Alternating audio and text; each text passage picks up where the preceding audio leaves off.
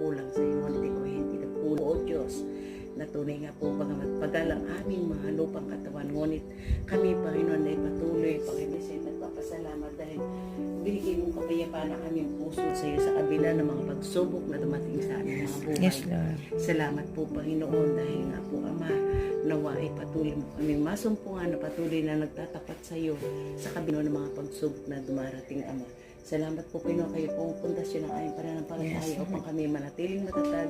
Patuloy, Panginoon, na magpupuri at papagamit sa iyong gawain, O Diyos. Gamitin mo ang buhay namin, Panginoon, upang sa ganun, Panginoon, ay magkaroon naman po, Panginoon, ng kabuluhan ng aming buhay na ito, O Diyos. Salamat po, Panginoon, at kami, Panginoon, ay patuloy na patawarin mo sa mga nagagawa na aming pagkakasala sa iyo sa isip, salita at sa gawa. Sa iyo namin ihabilin, Panginoon, patuloy na pag-iingat at ang aming buhay. Sa pangalan ni Jesus. Amen.